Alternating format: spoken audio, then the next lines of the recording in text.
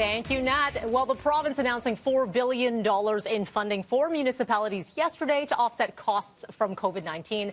And Toronto wants a big chunk of that. And the province also expected to announce tomorrow that Toronto could be moving into Phase 3 sometime soon. So for more, joining us to discuss these issues and more, as we always do, check in with him weekly, Mayor John Tory. Good morning to you, Mayor. Hi, Mel. So let's start with the numbers first. And I'm talking about the case count numbers that look promising. We heard from Dr. Eileen de Villa earlier on here on BT with just the 5 cases here. She sounds very optimistic. Hopefully that green light is a go for us as of tomorrow. What are you expecting to hear? I know you had a meeting with the GTHA mayors yesterday. Well, I think, we spent quite a bit of time. It's interesting to be in those meetings because you have quite a few of those municipalities from outside of Toronto and Peel that are in Phase 3 and have been for a few days. And I guess if I heard anything, it would be that, there's a real concern about things like the crazy Brampton party. I mean, here you have people that are not just having a party, but they have like valet parking. It's clearly sort of a premeditated thing that goes directly against all the advice that has been offered in terms of not having big gatherings and not having a lot of people sort of in crowd scenes.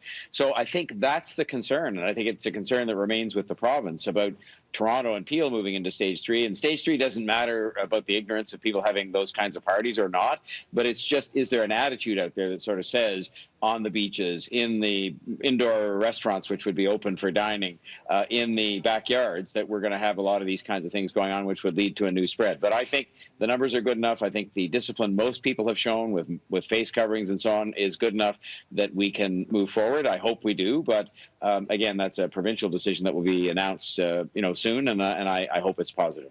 Some of the visuals we were seeing from the beach, Cherry Beach specifically, Hanlon's Point, a lot of these videos going viral. And a lot of people, as you heard from You Sound Off in our portion this morning, saying, we need to do more. We need to enforce more. I know that it's a personnel issue as well. Do we even have the bodies to do that? And can fines be increased?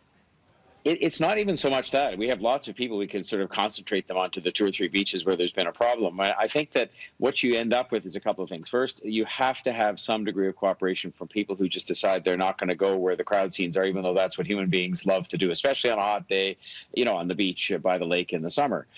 Secondly, I think that you have to ask yourself about that balance that we have to achieve. And I think right now, and I don't tell the enforcement people what to do, they decide on their own how to exercise their discretion. But you have to ask yourself, well, would we be having a story here on BT, 5 days after people handed out all kinds of tickets to people on the beach saying that we were running some sort of a police state? So I think right now people opt in favor of public health, and they would prefer a slightly more rigorous enforcement as opposed to the approach that the enforcement people have tried to take, which is one of education. They've had thousands of encounters with people, thousands, where they say, hey, like the law says you are not supposed to be here in this crowded circumstance. Can you please pack up and move down the beach or go somewhere else?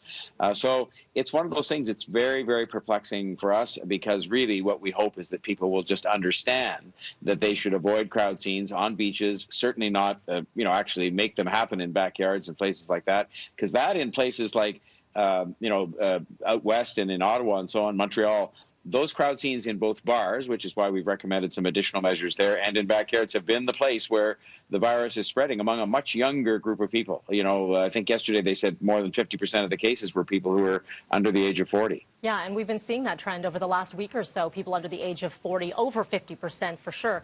I want to get to this. There are a lot of questions. We've seen some of your press conferences being disrupted by people who are tenant rights, looking at not allowing evictions. This is obviously a provincial matter. There's only so much the city can do. Your life personally disrupted, and we're hearing of yet another protest outside of your residence.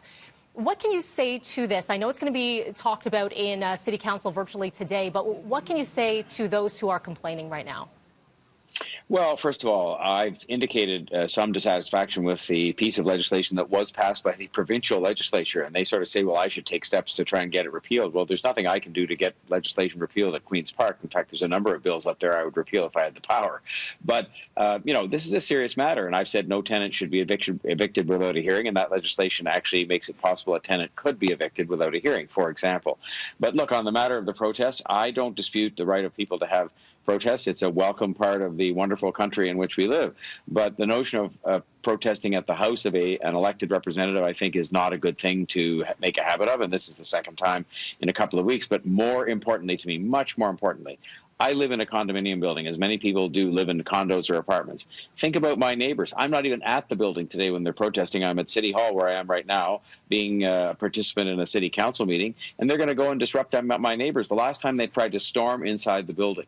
And imagine if you lived in that building and you weren't me. They're thinking, what did I do to deserve this? The fact that I happen to live in the same building as the mayor does, it's just not right and it's not fair. But they're welcome to come to City Hall, or probably more appropriately go to Queen's Park, because it's provincial legislation they have an issue with. And I have some issues with it too. So anyway, you take these things as it comes and as they come, and you just sort of deal with them as best you can. Yeah, indeed. Coming up a little bit later on in the show, we have Toronto Police Chief Mark Saunders retiring in just a few days' time.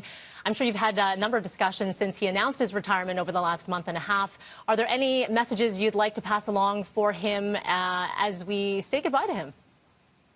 37 years. That's the main message that I would convey. And, you know, there's a lot of people out there watching BT who don't end up putting in 37 years in their career, whatever it might be. Mark Saunders has put in 37 years in public service.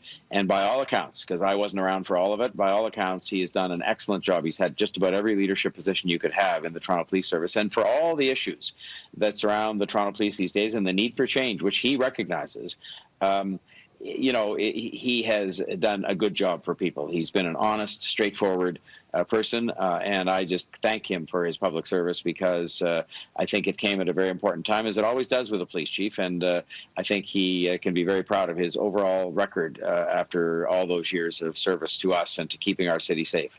Indeed. Well said. Mayor Tory, as always, thank you for joining us this week. Okay, Mel, thanks a lot. Thank you. Time now is 7:14.